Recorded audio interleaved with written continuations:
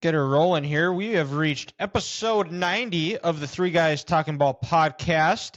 It is just two of us. It is just Grant and myself today. Ethan is serving a suspension. He's said some mean things to Grant. Grant's feelings are hurt, similar to the Orioles management. So Ethan he is not back for now. So that's why it's just us two today, holding it down. I have one quick question for you, sir. Yes. Episode 90, is that, who are we thinking? Is that the Jason Pierre-Paul episode? Who do you got? Well, I was thinking about this, so there's a few. I think you have to go TJ Watt is the obvious answer right there. Fair. Mike Morris, former Michigan defensive end. Let's see here. DeMarcus Lawrence, Cowboy. I don't know what we got for Iowa Hawkeyes as far as 90s, or Kansas City Chiefs that are 90s, or who you had in mind for 90 outside of Jason Pierre-Paul. Well, Jason just came to me right now. I think when Neil Smith played with the Chiefs in the early to mid 90s, before he went to Denver, he may have been number 90. Tamba Ali, that's an episode possible for next week. So I really got nothing off the top of my head. Like I said, maybe besides Neil Smith, 90. Okay. But I could be wrong. So I'm not gonna put my chest out there and say that he for sure was number 90. Yeah. I never heard of the guy, so I can't say.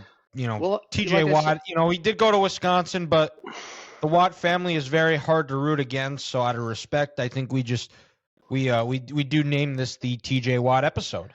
Well, and I think we got to realize this: when TJ's healthy, he's the best defensive end in football. Defensive end, outside linebacker, edge player, whatever you want to call him, because he has the biggest impact for his team. When he's on the field, the Steelers win. When he's not, the Steelers look like a 5-win football team. Which I'm pretty sure. Well. Just look at last year. Exactly. How bad they were. I think they were 1-0 because he got hurt in the first game, didn't he? Yeah, he got hurt in the middle of the first game. What did he tore a pec, right? Yeah. Yep. But he was all over Burrow in that first game. Steelers win that, and then he misses however many games, and they looked like they didn't know how to play football. It almost looked like in that facility in Pittsburgh, the Pitt Panthers were actually playing in the NFL without TJ Watt. Well, they had a quarterback that was playing with the Pitt Panthers the year before. Exactly. They lost to the lowly New York Jets, who we will talk about on Hard Knocks here in a little bit. But the obvious thing that has happened. This is. I think it's safe to say we are a college football podcast. If we could only choose one sport to watch, I think it would be college football. And there was some news that broke here late on Friday after our episode 89 dropped. And the Pac-12 is dead. It is dead as it seems. Cal and Stanford, there's talk of them going to the ACC. It sounds like the other Oregon State, Washington State are likely candidates headed to the Mountain West, which is not good if you are an NDSU fan. Kind of really puts a dent into into NDSU's plans of moving up, because really at the moment there's really not an opportunity with the probably close to a 90% chance that Washington State and Oregon State go to the Mountain West. I don't know how I feel about this. I think one of the great part of college football is the traditions, the rivalry, the regionality of the sports, where you're going to lose the Civil War, you're going to lose the Apple Cup. I think both teams said they they are willing to play each other, but it takes away from those rivalries, because there's not a division title berth on the line.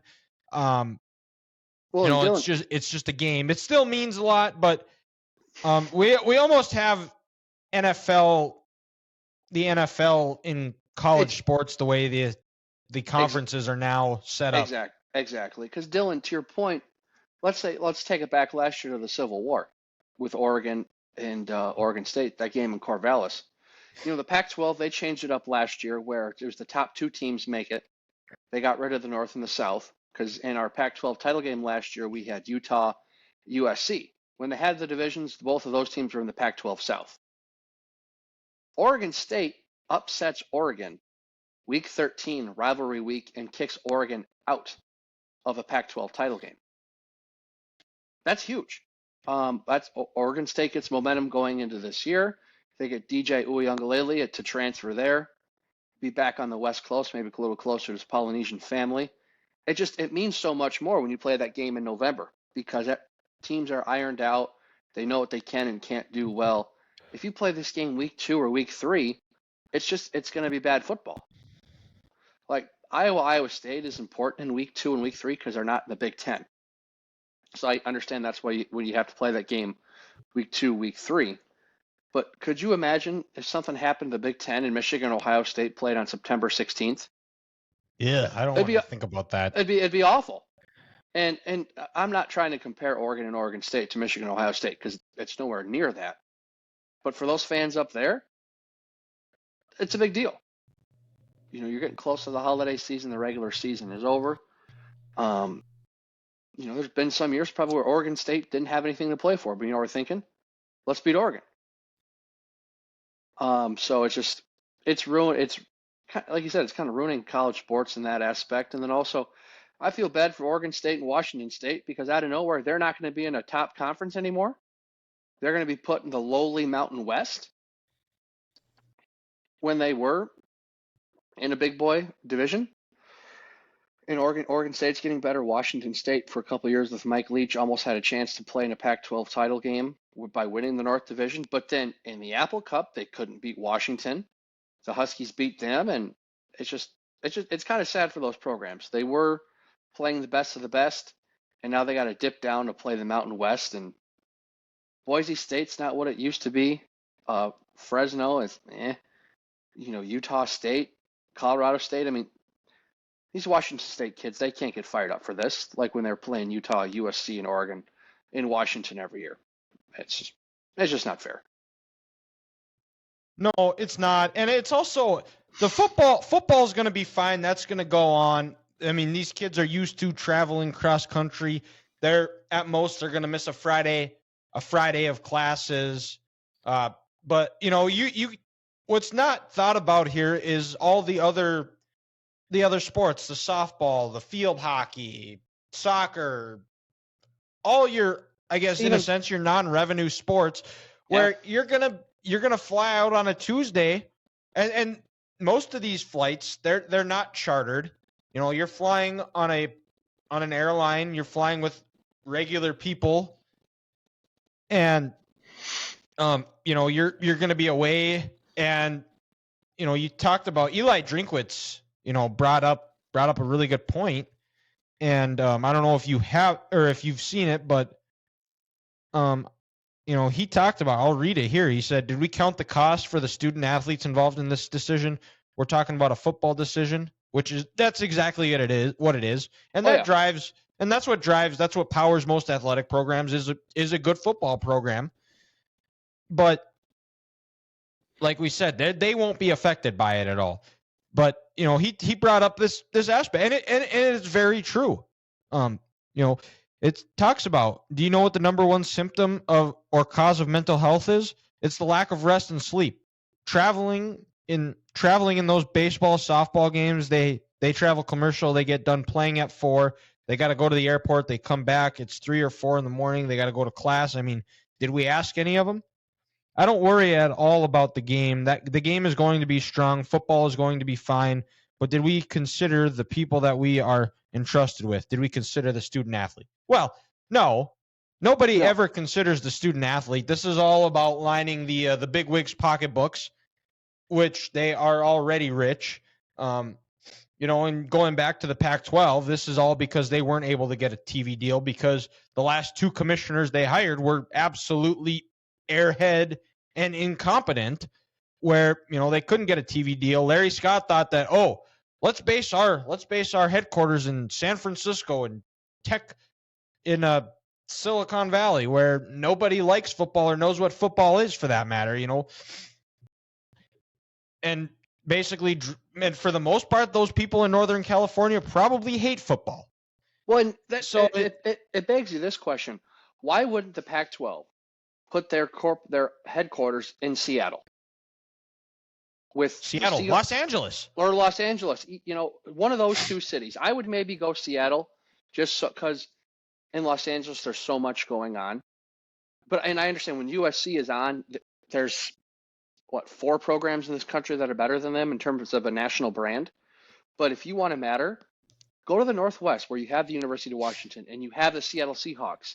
It's a football community.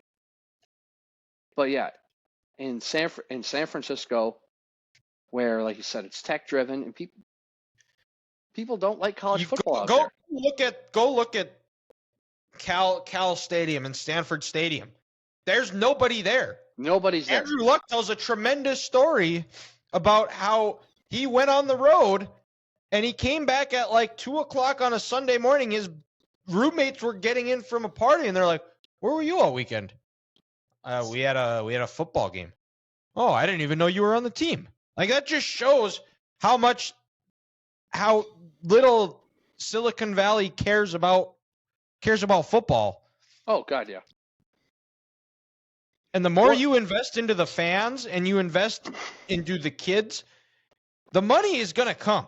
Like, and these guys, they've made more money than they know what to do with. They're well off. At what point money is not everything. Like, there was a great scene about it in Ted Lasso where they were trying to form a new soccer league, and Becca, the owner of AFC Richmond, says, "Is this a joke?" And she goes in telling a story of how her ex-husband, who owned AFC Richmond before and now owns a different team, how he used to sneak in to AFC Richmond games because he just had a great love for that team, love for that game. When you divide all these teams up, you take away the traditions, the rivalries, the regionality of the sport. It's gonna, in a sense, just take away from some of the games, some of the meaningless. Even like the Michigan-Ohio State game. As much as that game in the Saturday after Thanksgiving means to everybody, where I look forward to a bunch of 19-year-old kids dictating my mood for the rest of the essentially. Yeah, let's not kid ourselves here. It doesn't matter, because then who knows? You're going to get to play them the next week. And possibly in the playoff with it going to 12 teams. I don't think that'll change a whole lot. I mean, maybe having to play in the Big Ten title game the next week, that'll still be cool. But I think for Michigan and Ohio State, you at least know you're guaranteed on the calendar, Dylan, you are going to play always the Saturday after Thanksgiving, whether it's the 25th through the 28th of November. But I like what you said earlier about the NFL scheduling, because this is what it's going to come down to. Because at the start of next football season right now, the Big Ten, are they going to be at 18 teams?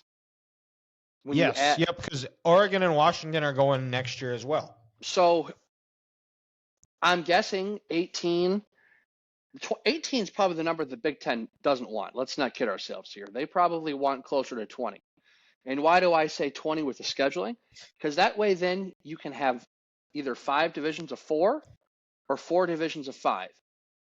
And let's say if you want to keep the 8-game schedule, if you have 20 teams, 8-game conference schedule. No, Big Ten plays 9. Yeah, 9. Yes. You go 4 divisions of 5, and you essentially, play every team in your division. You'd play, just like the NFL, 1 team in every other division from the year before in the same place you finished. So last year, what did Iowa finish? 3rd or 2nd in the Big Ten? The Big Ten West. So then they'd play the second place team from everywhere else. And then maybe they figured out where it's like on a rotating year basis, you play, another team from a specific division, or I don't know how they can figure that out, but I have a feeling these numbers are only going to grow because then the more more teams you get in the conference, the more flexibility you have with your scheduling. Because to your point, it's going to be just like the NFL. So to your point, maybe that Michigan-Ohio State game, I hate to say this, Auburn, Alabama, Texas, Oklahoma, Clemson, Florida State, these traditional rivals, it's not going to matter as much. You know why? Because you're going to get 2 to 3 shots at them every single year. Michigan could lose that game the Saturday after Thanksgiving. But you know what? They know they get a chance to take on Ohio State either the following week or maybe a round in the playoff when they're one of the final 8 teams. Kind of, like last year when the Chiefs lost to the Bengals in the regular season. It sucked. You're pissed off. You lost to that team 3 times in a row. But in the back of your mind, as a player and a fan, hey, we get a chance to face these clowns later on in the year.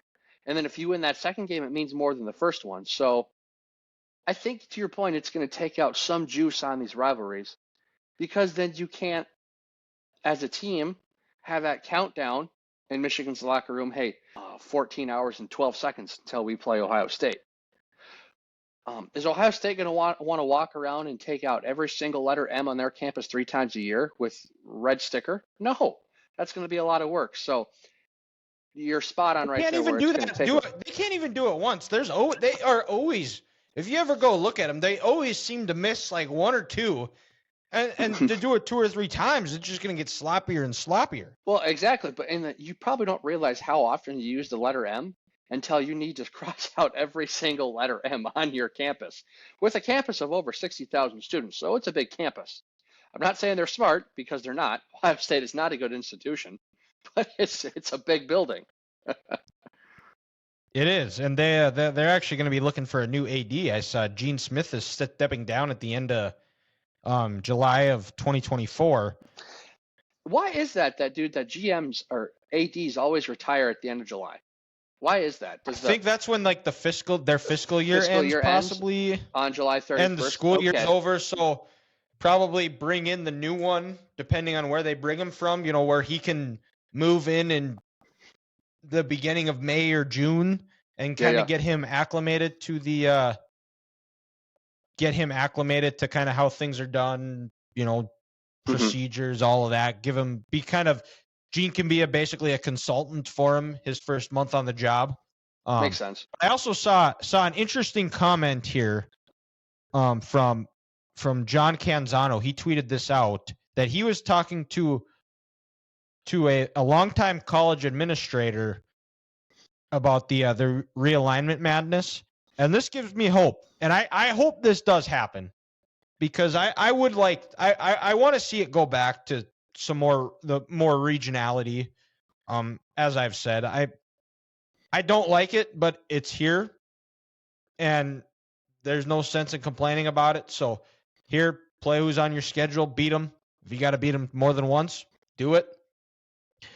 And but he says he predicts, this administrator said he predicts in 5 to 10 years that they will all migrate back. I don't know how, but 18 to 16 team leagues with all that travel just isn't sustainable. Well, exactly. Especially when we had Brian Shawn on a couple of weeks ago. He talked about how it is well over $100,000 when you account in airfare, food, hotels, buses, all of that. And some of these college towns don't have airports, so they're busing an hour or so away from the stadium. Well, and then also you mentioned soccer, softball, lacrosse, all those other sports that no one's talking about that aren't revenue drivers. Let's even talk basketball. If you're the Big Ten Conference and you're on coast to coast, if you're Rutgers, could you imagine the possible road trip that Big Ten might put you on? You'll leave Piscataway, you'll fly to Columbus, you'll play a game on Tuesday night in Columbus against the Buckeyes. Then they're going to make you get on a plane, and then on Friday have to go all the way out to the West Coast to play USC. Well, you know what? If the Big Ten is smart, they're thinking, Rutgers is already out here. They might as well play UCLA, and then who knows? Let's throw in Washington. I could possibly see some 4-game road trips where these schools are thousands of miles away from their campus. Well, at this rate, we can't call them student athletes because they're not going to class, they're not getting good, proper sleep. Again, to your point, all the food that they're going to have to spend, the hotel fees, going from airport to airport, travel. What's the weather like? These universities are not ready for this. They're not professional sports. It's not like when the Spurs go on their road trip every year because there's the rodeo. I think it's the rodeo in San Antonio, where they're gone for 13 days. For an example, let's just say it for the sake of argument, but which exactly it's you can't it and mental health is as fragile of a subject as it is, and being homesick. I'm sure you dealt with it a little bit when you were in college. I know right away there's a shock to the system, especially to these young kids where it's like your first time you're away from mom and dad. You're responsible for yourself. It's not easy. It's a grind. It's not something that these kids should be having to do. Well, and then also, Dylan, throw in this aspect. When you go on a road trip like that, you're essentially almost professional athletes for that week. You're going to have downtime in these cities. What's going to stop them from getting in trouble? Going to the strip club, buying something off the street from someone they shouldn't do, just walking around some mall. You're in some new city. You're not top shit anymore. You're out in Seattle, getting ready for a basketball game against Washington. You lost a game to USC the other day. You lost your first game to Ohio State. You're wearing a Rutgers basketball shirt. You stick out like a dick in a cake. What's some dude in Seattle? What's going to stop him from running his mouth a little bit? Thinking, I'm going to have some friendly banter with this kid. You're not sleeping right. You're sleeping in a hotel. You got to sleep with a roommate. Maybe he snores, and then you snap and do something you shouldn't do. We got assault charges against this young man at Rutgers because they were out at the mall and someone mouthed off to him and he's tired and he's not thinking straight. It happens all the time in the NBA where dudes get arrested on road trips. What's going to stop that from happening in college sports now? But Ja Morant, example number 1. There you go. But yeah, we will see. I hope similar to what John said in his previous tweet about hoping it migrates back in 5 to 10 years. We hope that happens, but it's here. We're going to see if it works out. And if we're wrong, I guess we'll say we're wrong. But I'm going out on a limb here, and I'm going to say we're not going to be wrong. This is migrating back in 5 to 10 years. And to be honest, I was glad that somebody actually tweeted that out because when I saw that, I was thinking about that the same thing. It's like, I think people are going to get 5-10 years down the road and they're going to say that that there's going to be talk about migrating back. Now, I'm just curious. The Pac-12, they apparently couldn't get things figured out, and then their commissioners are just clowns. Did these TV networks, did ESPN just want to put all their eggs in the SEC and the Big 12's basket? They were going all in on streaming, and then when the Big Ten network, when the Big Ten network came, they partnered with Fox, so they got the contracts, so they would get games on Fox Sports, ESPN. The Pac-12 the Pac-12 network didn't do a partnership with anybody, so they weren't getting any money from Fox or ESPN or any of those. I think I don't fully understand the business end of it, so I wouldn't quote me on that for sure, but that was kind of my understanding is they weren't getting money from they weren't in with Fox or ESPN or CBS. Gotcha. Hell, even the Mountain West that might be okay for Washington State and Oregon State because they have a better TV deal than the Mountain West or than the Pac-12 currently. Because there was CBS Sports Network, if I'm not mistaken, right? Yep, correct. Okay, so they at least get something with CBS. And they get at least, I believe they get at least one game a year on CBS in prime time. Okay, well, yeah, because every maybe week not prime time, but But they get like a bigger game, and it's usually earlier in the year. But because I remember a few years ago, Washington, Oregon, when it was down in Laramie, was on CBS once. Okay. Oh, Wyoming, Oregon, you mean? Yep. Gotcha. Okay, that's interesting. And who knows, if a team like Wazoo or Oregon State, when they make that transition, if they do, they'll still play a bigger school in the non-conference. Who knows? Maybe if they're able to keep the Civil War or the Apple Cup alive, maybe that game could be on CBS then. And Washington State could get. Well, you know what? There's a good chance because the Big Ten, they got to deal with CBS. Yeah, they got to deal with everybody except ESPN. Correct. So, yeah, that's the Pac-12 talk. College football. So we got one more year of normalcy. Well, and even to mention, Dylan, as of right now, next year the Pac-12 only has 4 teams. That's not enough to be a fully sanctioned conference. So no. Yeah, it's not. It's just a matter of not if, but when. To your point, the Pac-12 dies. Correct. And we'll keep moving here, but before we do, did I never told you the story about my door handle on my work car. I sent you that video. I saw the video, yeah.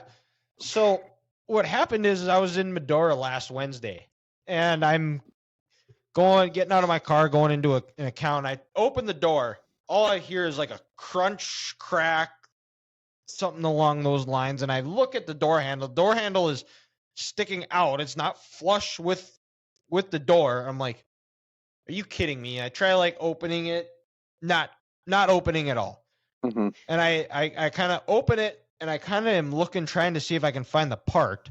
And I see it, and I had a little screwdriver in my car, and I'm trying to fish it out. All of a sudden, that like drops down. That one, nowhere to be found anymore. It's with Jimmy Hoffa, or with where the murder weapon that OJ used. It's for all we know, that's where it is. And I'm like trying to get it open. I'm like, are you kidding me? Like, this seriously cannot be happening. And I'm sitting there thinking, and I kind of had a bit of a blonde moment. I'm like looking like, how am I going to get out? Like, am I going to have to go across the passenger side every time from now on? Like, is this what I'm going to have to do? Or am I going to have to roll down the window and get out myself? And then I realized there is a handle on the outside. Oh. Door handle on the outside. So I roll the window down and try to open it. Luckily, it opens. But that was how I had to open my vehicle it happened Wednesday, and then I took it in Thursday, so I didn't have it, and then they let me know, and it was like, yeah, we got a part. Very expensive part. That is not cheap. Luckily, I didn't have to pay for it, so we're good there.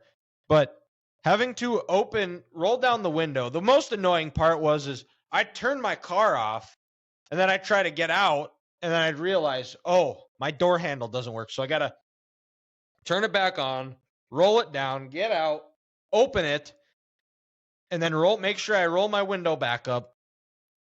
And then Friday, of course, it was like pouring rain all day. So had to deal with that. But yeah, luckily I got it back this morning. It's all fixed. It's working good. I'm not going to lie. It took a little bit of me remembering that I can use it now. And it's like, I forgot how that works. Oh, yeah. I don't have to roll this window down and open the door from the outside and then roll back my window up. Jeez, But yeah, have you ever had that happen to you? No, nothing like that. No.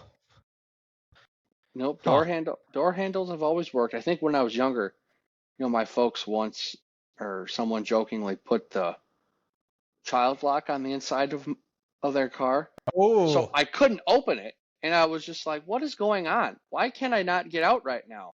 Like, I'm stuck here." And my dad came around and opened up the door, and he goes, "Well, Grant, someone put the child lock on. It's like you were stuck inside." And I said, "Well, who would do that? I mean, I don't know who put it on. It could have been me. You're young and dumb, and you're hitting something you shouldn't have hit, or maybe my sisters thought it would be funny. Hell, let's pull a prank on Grant. Make sure that he can't get out. Gotcha. But nothing like you, where you actually had to take it into the shop because it was busted down. Yeah. Yeah, well, I'm glad it's fixed, and I'm put that behind me here. But I know that now that training camp's underway, we've got some storylines that are brewing. Hard Knocks is underway. I am public enemy number 1 in Kansas City, apparently. So I appreciate that. That was fun yesterday. The amount of people between TikTok and everybody else that was thinking I was serious. I really enjoyed it. It was a lot of fun because I got called a lot of names, and I think the worst thing I got called was I was called a Broncos fan. Of all the things, I was gross. told I was gross. I was told I should never talk ever again, which fair point. I've said that a lot. Might actually not be a bad thing in all seriousness here. I am there's the dumbest thing they've ever heard. I'm an idiot. I'm a crybaby. I'm a loser. Pretty much all the things I've ever said about myself. But when they called me a Broncos fan, that was when I was like, "Oh, that's tough." Yeah, that one stings. So, I mean, I can't believe people didn't pick up on the sarcasm of the Skip Bayless comparison like I did right away. Or maybe that's just because I know you. But are people that stupid? Well, partially, because there were people that also did comment that said that this can't be real.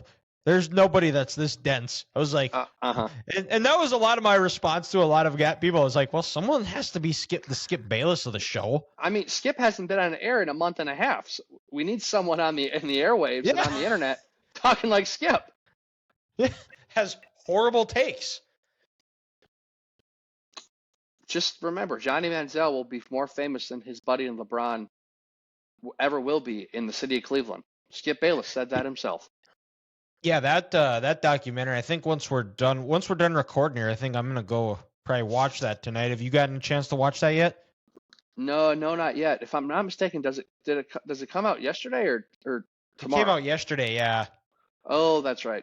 I'm forgetting today's Wednesday. Which is okay because that gives us time so we can review it tomorrow on next week's episode. Oh yeah. So, I've seen a few snippets of it just from Twitter and TikTok, but I have yet to see it. It sounds incredible because I don't know about you, but I was a big Johnny Manziel fan. I loved watching him play. It was unfortunate that he had some vices that he just couldn't quite get out of his way, and he ended up kind of falling off the deep end a little bit. It seems as if now that he's finally kind of got his life back in order, and hopefully it continues and trends in the positive direction for him. But we're going to review that next week. Grant, you talked about, last week we talked about Patrick not really interacting much with Eric Bieniemy, and now it's come out that he's not quite getting along with some of the guys in Washington right now. That I think I was listening to an interview and I was listening to Shady McCoy talk about him that, he is old school. He's going to coach you hard. He's going to get on you when you're not doing things right, but he's also going to be your biggest fan, which I do think that's true. He was very hard on Adrian Peterson, and a lot of the credit to Adrian Peterson's success was because of Eric Bieniemy. But I was also listening to Shady McCoy, who played for him for a couple of years, and he talked about that all of that is true, but Eric Bieniemy might not be the best as far as he's going to get on, but he doesn't. From what Shady has said, is that he doesn't do a great job of how you should correct it and what you should do to get better and how to improve on what you're doing wrong. But I know you said you had some thoughts on it, so I'll let you go. Well, yeah, when it comes out, yesterday you hear the report that Rivera had some comments from some players that Eric Bieniemy's intensity was too much and they weren't ready for it. And when I heard that, I just realized why the Washington Commanders, the Washington Redskins, this football organization is why they're losers. Because they're soft, prima donna football players who don't want to be coached up. They didn't like how intense Eric Bieniemy was. It's the National Football League. You are the best of the best. You are the top 0.1% elite athlete in this country, and you don't want to be coached hard? Dude, these guys are making, at minimum, veterans minimum, $400,000 a year. A lot of your stars like Terry McLaurin, I'm sure, are making north of $15 million a year. That's generational wealth, something we're never going to touch. And you're a soft-ass football player because he's a little too intense. No wonder why this football team always loses. And then these Commanders, they're the same guys who probably want to go on Twitter and say, I'm an NFL player. Hey, man, I'm a lion. You got to mess with me. Yeah, you're a lion from the Wizard of Oz because you have no heart, you pansy.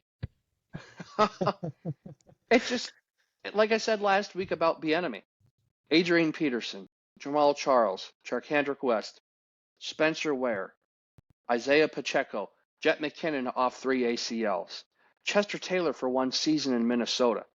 Look at all of those running backs that Bieniemy and Damian Williams, Darrell Williams. Look, all these running backs that Bieniemy has coached, that he's made a better player. And he's made them probably from good players to Pro Bowl players, and from Pro Bowl players to maybe all pros in Jamal Charles' this case. If you don't want to be coached up and you feel like he's too intense on you, get out of the league. Get to the NFL. You're not ready for this. It shows to me you don't want to win. And yesterday you had Tyreek Hill come out and defend him, and Travis Kelce's defended him on New Heights all the time. Yes, Eric is gonna give it to you. He's gonna make you work hard, but you're gonna put in all that work and you're gonna accomplish a lot of things. I don't know why you wouldn't want to be coached like that. And to his criticism, could he work on improving, telling his players what they need to work on, how they should work on that? Yes, probably. And I think also Ron Rivera said that today. That's the big difference between him and Jack Del Rio. Jack being a head coach before, he's gonna let his players how they should improve and work on things. And yeah, Eric could take that and learn from that, but he wants the best for you, and he's going to be on you because it's the highest level of professional sports. And if you don't want a coach like that, well, get out of there and go back to college, earn a degree, and get a job like us. Don't complain to me about how he's too intense. This coach has been in 3 of the last 5 Super Bowls, and he's won 2. He knows how to win. And you know what? I'm guessing Andy Reid's just as intense and tough on his quarterbacks, on Andy's offensive linemen. Eric got that from someone. So you know what? Complain that it's too intense, Washington, but when you're 6-11 this year and you're in last place, don't complain to me because your coach is too tough on you. Yeah, I thought it was interesting that even came out that Ron Rivera even talked about that right now. I was kind of confused by why that was already getting out, but I also think too is that Ron Rivera is on the hot seat. No question about it. And Eric Bieniemy has also been brought up and interviewed for head coaching positions in the past. He hasn't gotten them yet. I think Ron Rivera might be doing some positioning that if things start to go south, that's out there that Eric Bieniemy might be the problem where he's doing a little bit of saving face, so to where Ron can put the blame on somebody else. But and we'll find out. I don't know. I don't know if that's true, but sometimes my brain starts thinking about things, and Dylan, that makes sense. Ron Rivera, it's going to be his fourth full season there in Washington. He won it in his first year, thanks to, let's be honest, the Dak Prescott broken ankle.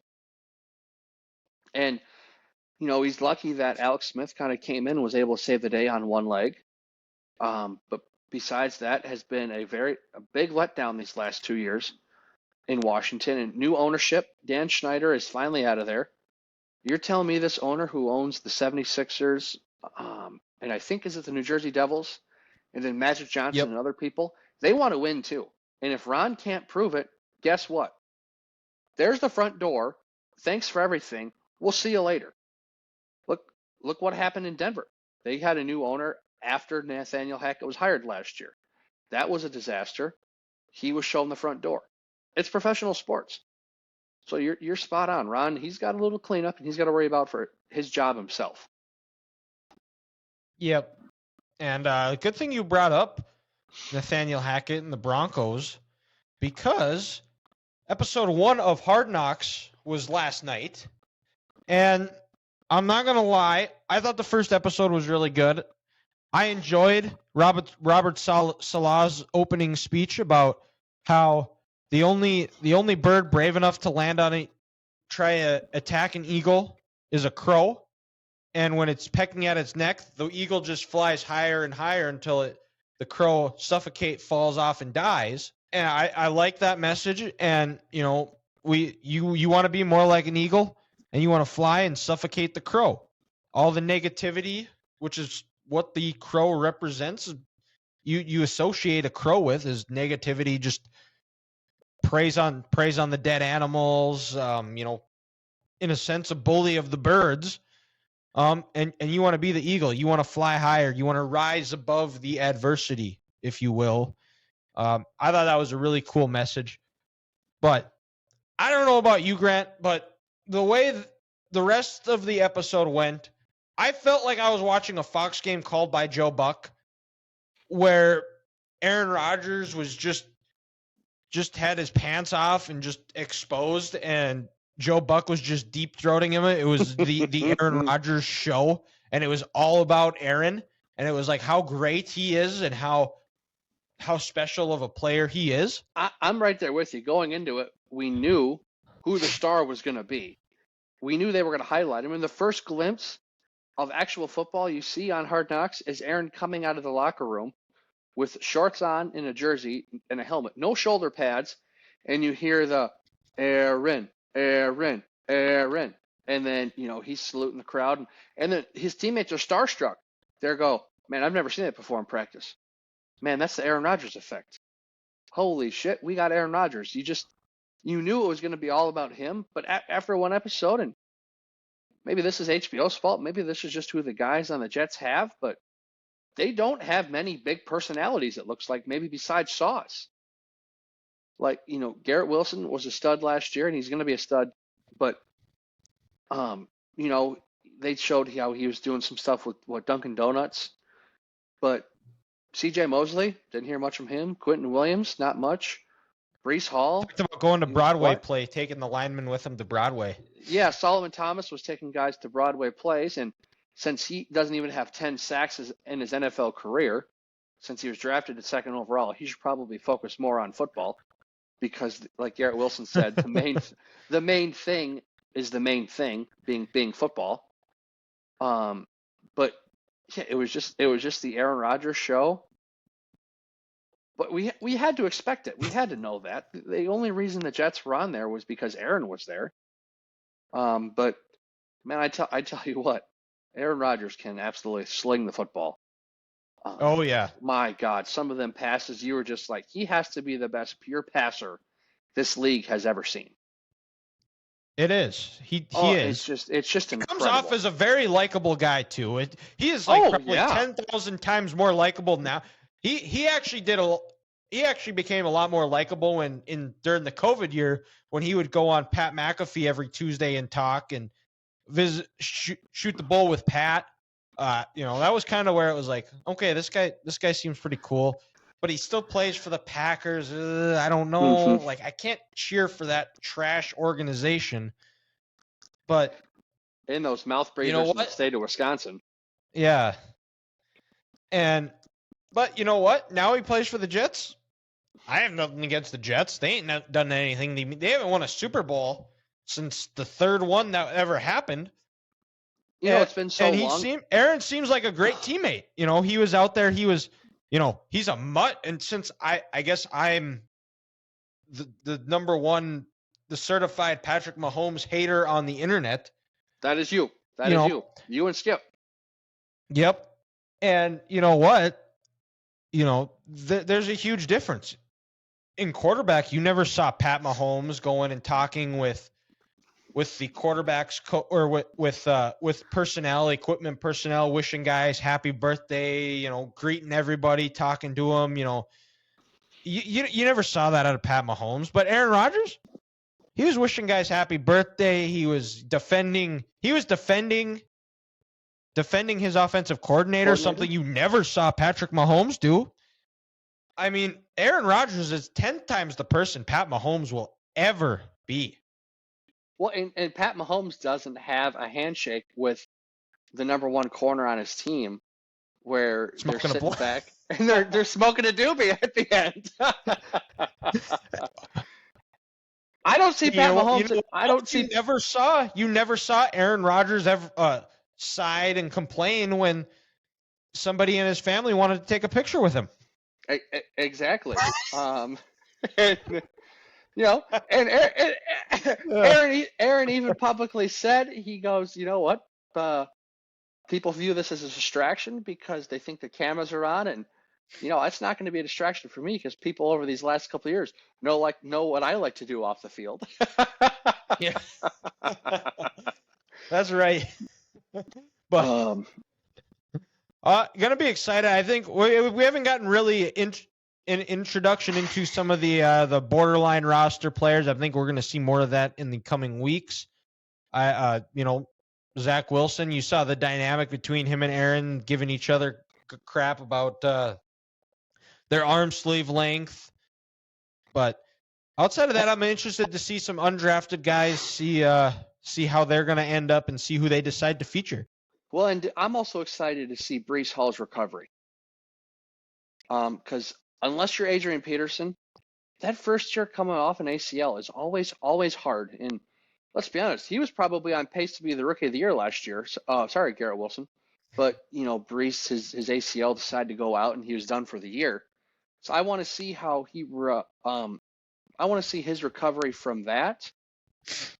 And then also I want to see more of how this coaching staff coaches these guys and works these guys in practice.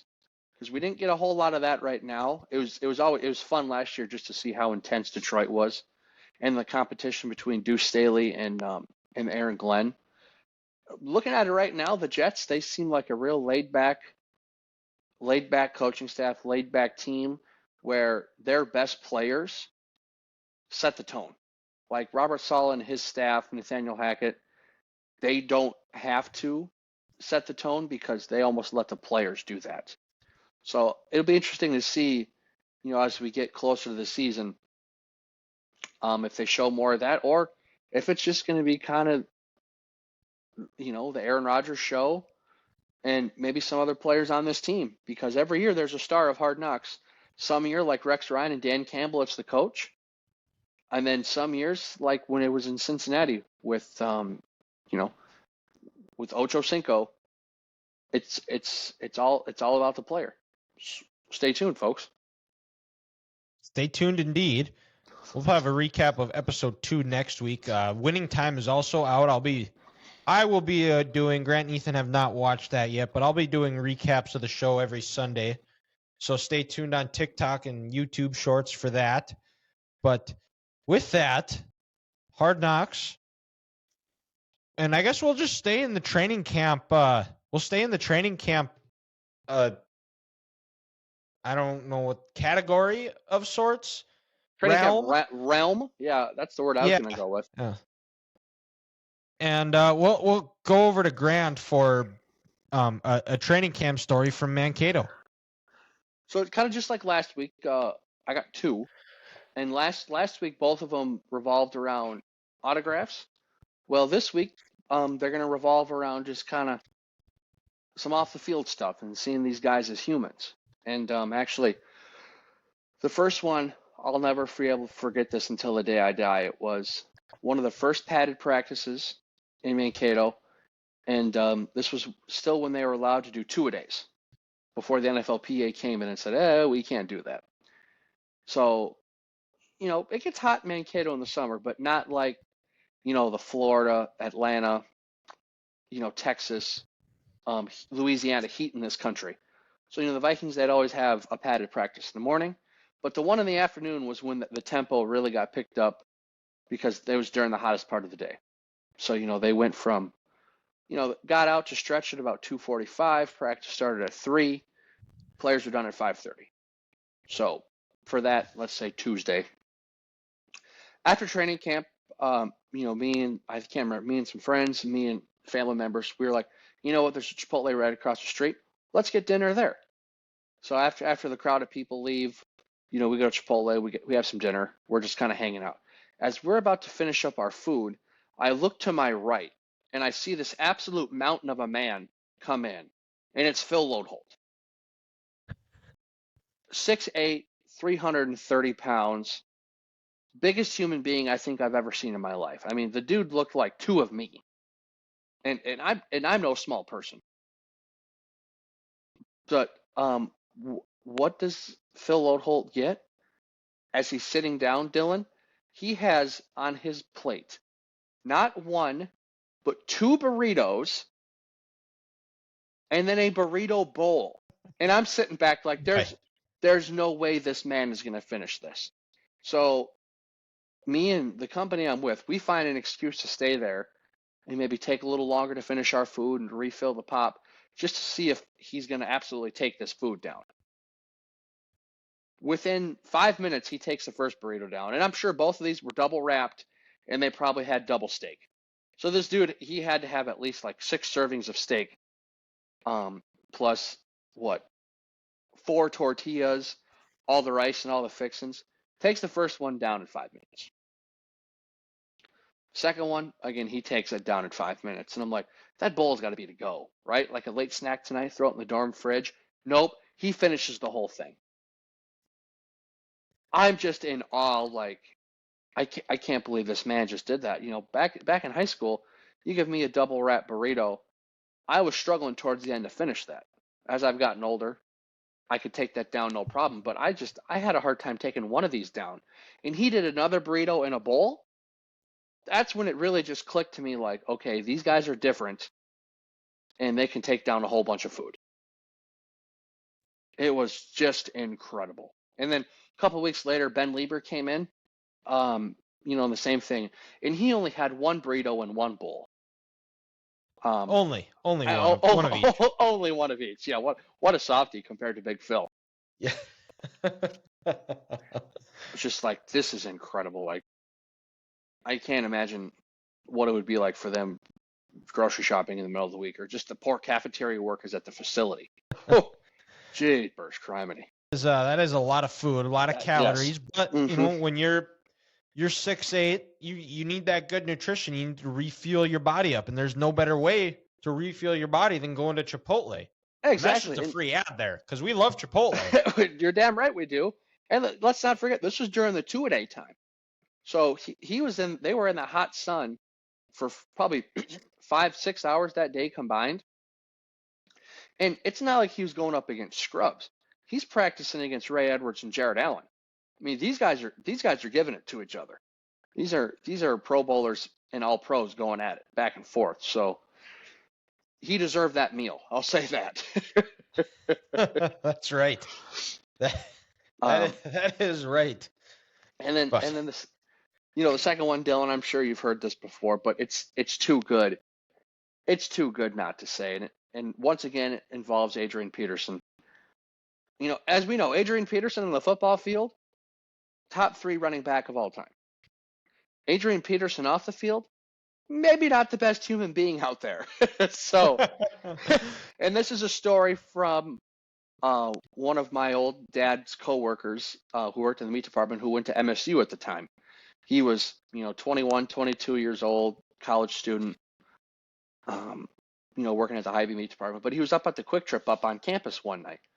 I don't know if he was trying to buy a 12-pack of beer, or if he was trying to buy ice, or, oh no, we're out of 7-Up. How can we mix our vodka without our 7-Up? So he's buying something. He's buying something late night at the gas station. Well, he sees Adrian Peterson in there, and he's like, "Holy shit, that's AP." Well, AP's at the register, and he walks up, and he tells the cashier, "Hey, give me a Grizzly long cut wintergreen." Man, dude wants a 10. Dude wants a dip. Hey, whatever. So Adrian pulls out his credit card. He tries to slide it. Cashier, "Hey, sorry, Adrian, or sorry, sir, your card was declined. It didn't read. Do you have another one?" So either AP pulls out another one, tries to slide that one again. Once again, same thing happens. Card doesn't read. Adrian doesn't know what, Adrian just can't pay with his credit card. So since he got upset and he's not the best person off the field, he takes a $100 bill, slams it on the counter, looks at the cashier and says, "Keep the change, bitch," and walks out. Oh, that is a classic. That is a great story. And Spin Zone. Mm-hmm. Tobacco in Minnesota, I know, is way more expensive than what it is in North Dakota. Yes, but Dylan, this was still before 2012 when they increased it to help pay for U.S. Bank Stadium. So okay. It was still more expensive than North Dakota, but who knows? It couldn't have been more than $5 at this time. Like, I think a pack of smokes then was Spin Zone guy got a $95 tip. So exactly. I maybe Adrian Peterson isn't. Maybe that makes him a little less of a bad person, but it's up to the listener to determine. Yeah, they can make their own judgment. Exactly. There, we're not going to try to sway him in one way. Exactly. But yeah, it's just Adrian. He just impulsively, just pissed off, throws the 100 on the counter, "Keep the change, bitch," walks out. Fantastic. That is always a classic. That's a great story. Mm-hmm. That is. I've told people that story a few times too, and they laugh. Think that's hilarious. Oh, it's just gold, man. But maybe I wonder if Adrian remembers that story. Dude, probably not. I mean, the amount of things that he's done in his career, or just throughout didn't his you whole say it life, it was also kind of late at night where it was they didn't have practice the next day, so they went out on the town in Mankato. Is that the? Yes, I'm sure it was probably the night after they had their big practice at Blakesley. Saturday night practice. Rib Fest was always going on in Mankato around that same time. So before they went to the bars, Adrian probably wanted to have a 10 so he could have, a dip all night. He knew he was going to Rib Fest the next day. Got done with practice. He said, "I'm going to go to Quick Trip, and we'll get the night started off." And it started off with him losing a $100 bill and not getting the change. There it is. That is another tremendous training camp story from Grant here, and we'll have he'll have a couple more next week as well. We'll have some NFL games. We might give some of our reactions. We'll review the Johnny Manziel documentary, and since I had all day to think about a curveball of the week, and I still haven't come up with one within. I was going to say we were going to skip this and do it next week, but since I haven't thought of a curveball of the week question yet, we're going to go, like I said, Grant, we're going to rank our top 5 quarterbacks in the NFL right now. Right now. So, right now. And usually with these lists, you want to go from 5, 4, 3, 2, 1, but right now it's so clear-cut and definitive that we're going to go from 1 down to 5 here. And number 1 is apparently, since I'm such a Patrick Mahomes hater, I have him as the number 1 quarterback in the NFL, but I hate Patrick Mahomes. Oh, it's going to piss a lot of people off. But I mean,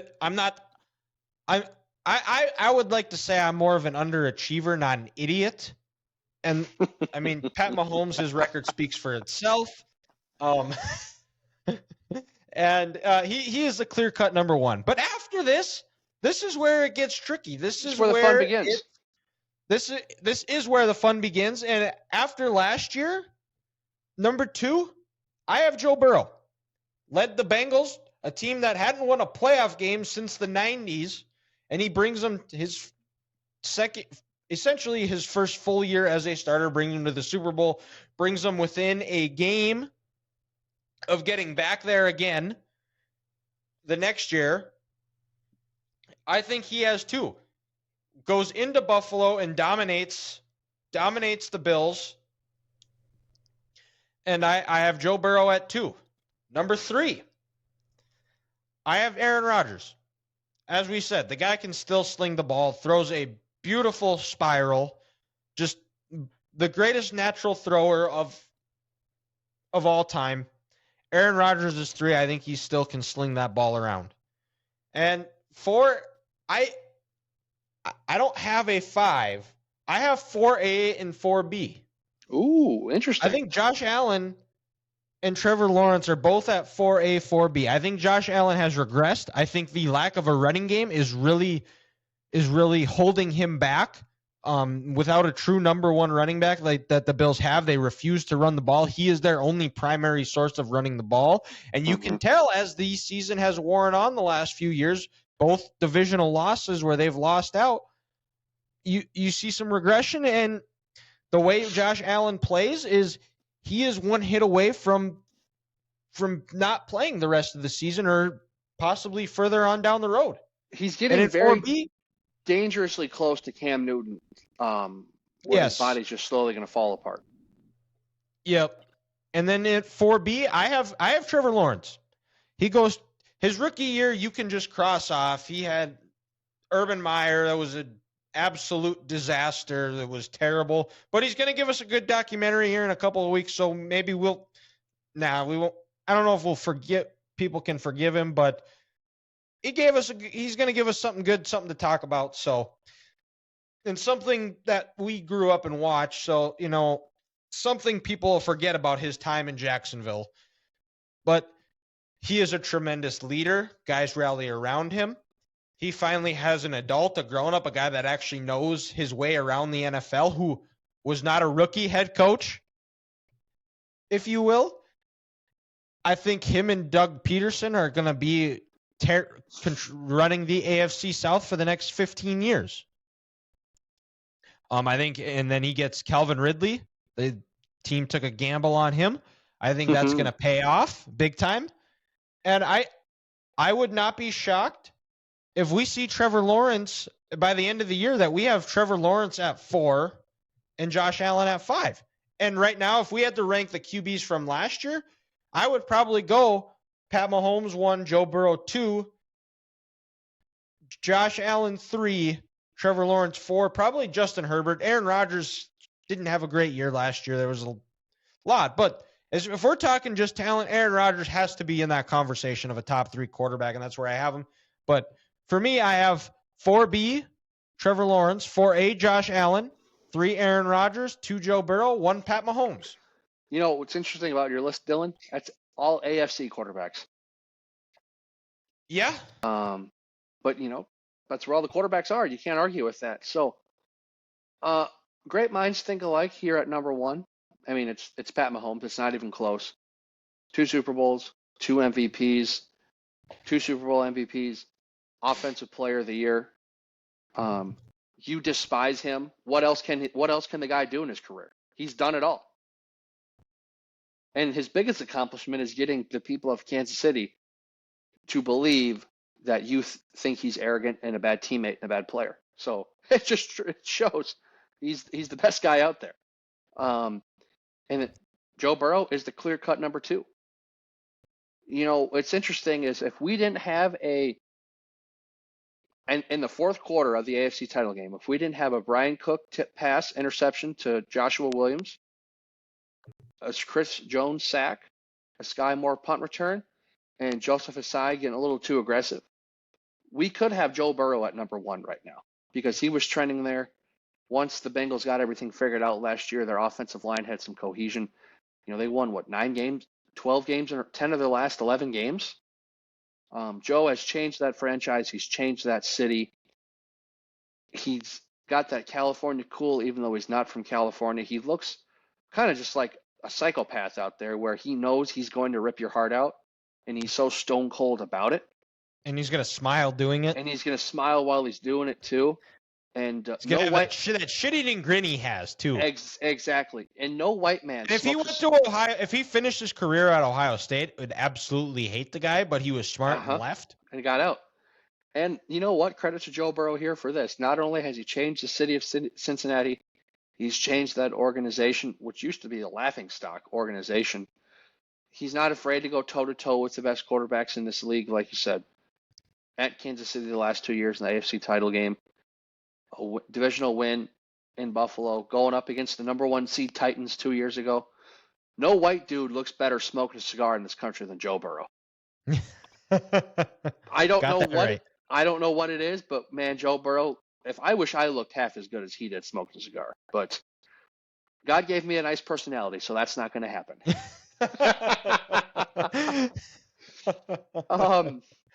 And number 3, I'm on this guy a lot more than most people, but like you said earlier, he hasn't had the help around him. Josh Allen. To me, Josh, he's right up there with arm talent for Aaron in this country. Some of the passes he can make are just unbelievable. And how Which was the knock against him? He's coming in. It was inaccuracy, but to his credit, he worked at it and he got it, and he's made that one of his strengths. And I think he needed to work on his footwork and slow things down a little bit and realize that just because I have this huge arm, I don't need to use it all the time. But what's hurting Josh Allen? The lack of a running game, and he doesn't have any help up front. And you know what? Sometimes he can care too much. I just, as earlier today, as I'm shitting on the Washington team for not caring, I'm giving Josh some flack for caring too much. But to your point, he's putting his body in just a bad spot, where he's going to end up shortening his career. But you know what? This is also where I give Joe Burrow credit. His offensive line hasn't been good these last couple of years. The Cincinnati running game is up and then down, up and down. But also, I think Buffalo, they don't have a pure number 2. They have Stephon Diggs and then Gabe Davis, who we can't really trust all the time. But Josh Allen, he's a special quarterback, and let's not forget why he was a preseason MVP favorite going into last year. And then, number 4, we're going to dip into the NFC finally. Oh. I'm going Jalen Hurts. Oh. Yep. And then you know what? We're going to knock Jalen Hurts for having a great team around him. And yeah, he's got the best offensive line in the NFL, 3 really good receivers, and an underrated tight end in Dallas Goedert. But it's just, he's the heart and soul of Philadelphia. You look at him in the Super Bowl last year, their offensive line couldn't get anything going on the ground for Miles Sanders. A.J. Brown, he had that nice touchdown, over Trent McDuffie on the long pass. But some of those passes he was making on 3rd down last year, over Trent McDuffie's hands, over Justin Reed's fingertips to Dallas Goedert, it was just special. And Jalen feels like he's kind of the reason why Philadelphia is getting this thing on the right track. Yeah, they got a great team around him. But how many times did his teammates say after games last year, if we don't have Jalen Hurts, we don't win that football game? And to me, it's a testament to Jalen's character, his growth. When he was at Alabama, when he was going to transfer out, Coach Saban told him, you need to work on your passing. And he went to Oklahoma to continue to work on that, and he's gotten better last year. And he's changing the league. So, and I think he's only going to get better. And he was a shoulder injury away last year from maybe being MVP too. Would I like for him to throw for 4,000 yards in a year? Finally, yes. And maybe this is that year now that he finally got paid. But Jalen needs his flowers. And then number 5, like I said, Aaron Rodgers, just the man of the hour. Yeah, he had a down year last year, but he had a bunch of receivers he wasn't comfortable with. I think he's going to be comfortable with these Jets receivers real quick this year. And no doubting his arm talent. I mean, some of these throws on Hard Knocks are just unbelievable. Let's not forget, he is a 4-time MVP. And he probably would have played in a lot more Super Bowls had he not had an incompetent head coach and a defense that could barely get in the top 20. That man is special, and I think he's got a good chance to change the New York organization for the better the next 2 to maybe 3 years. I do agree. And Jalen Hurts, even though he plays for a terrible organization that's just, their fan base eats horse shit. They throw snowballs at Santa Claus. Throws snowballs at Santa Claus. He is a hard guy not to root for because he's improved every year. He's coachable. He's a smart player. He handles adversity with, you go back to his college career, getting benched in the national title game. What was Jalen Hurts doing? He was celebrating happy as ever for Tua when he threw that bomb. He was on the sideline talking about, this isn't about me. Yeah, I wish I would have played better, but coach has to do what's best for the team, and I'm happy for Tua. He's earned it.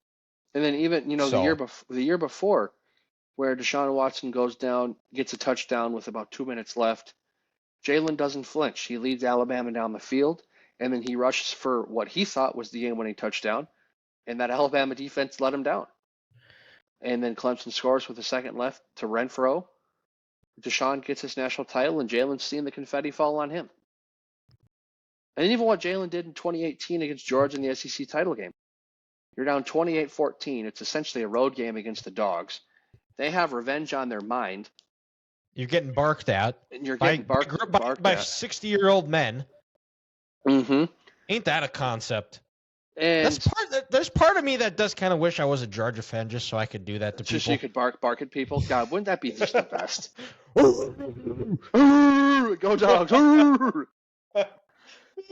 And he came in and he scored, 21 points in the fourth quarter, or at least the second half, in Alabama.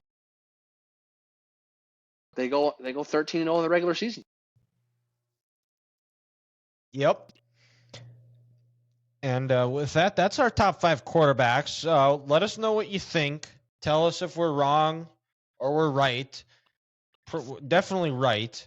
But with that, well, because we're never wrong. We are no. Even if we are wrong, we are right because we identify as being on the right side of the argument.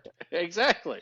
But with that, we'll kick it back to me for Curveball of the Week here, and I think I finally got this now. I don't think this one has been asked yet, but now that football season's starting, it's not really a good time to be starting TV shows, different TV series right now, because most of your Saturdays are going to be spent sitting in front of a couch yelling at a bunch of 19 to 22-year-old kids or 18 to 22-year-old kids to play better, because you definitely know what they're doing wrong and how to correct it from your chair. And it's also a proven fact that the louder you yell and the madder you get, they start to play better from the TV. They can hear you through it. Well, yeah, they can't hear me if I'm quiet. Yeah, exactly. But now, what is a TV show that you have not watched at all but you want to start watching at some point that's been on your list but you haven't gotten around to starting yet? Or you've maybe gotten like 1 or 2 episodes in, but you haven't been able to get into it fully. So actually, it's Hard Knocks is on HBO Max, or now they call it Max, and the show that I've always wanted to watch is also on HBO Max, Euphoria. Zendaya as being the lead character.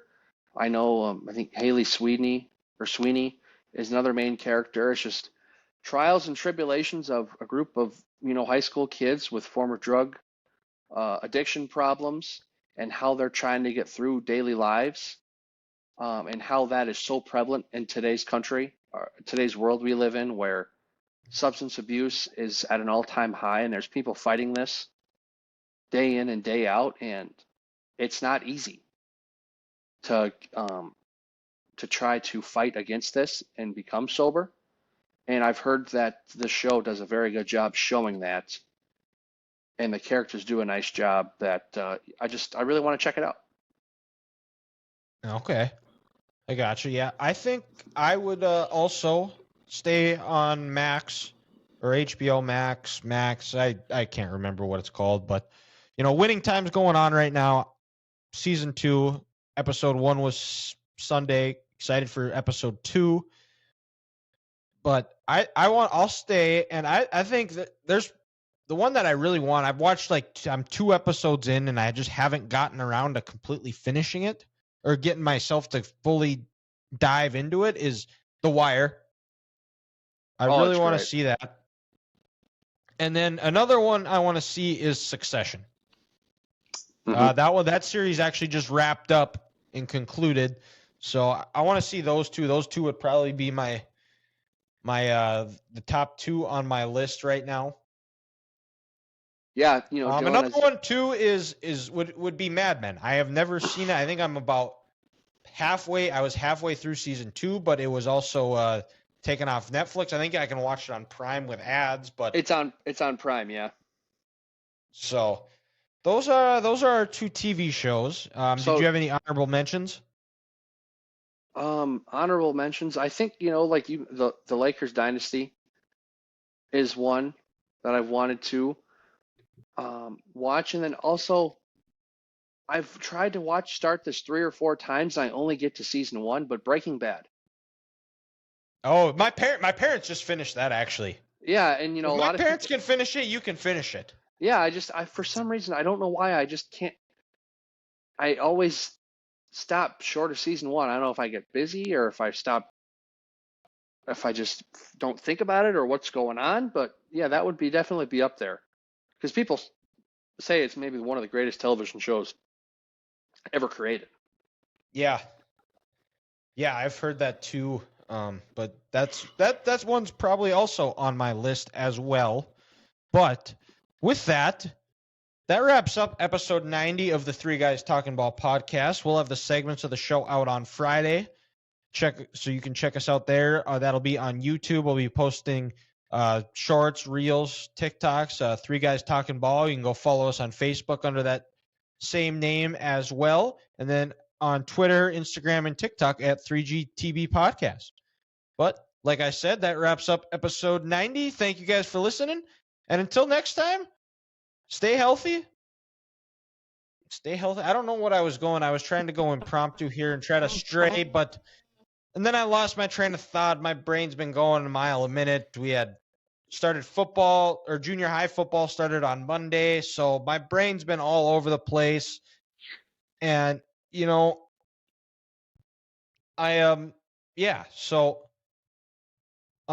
next time, stay happy, stay healthy, and can't wait to do it again. Good night.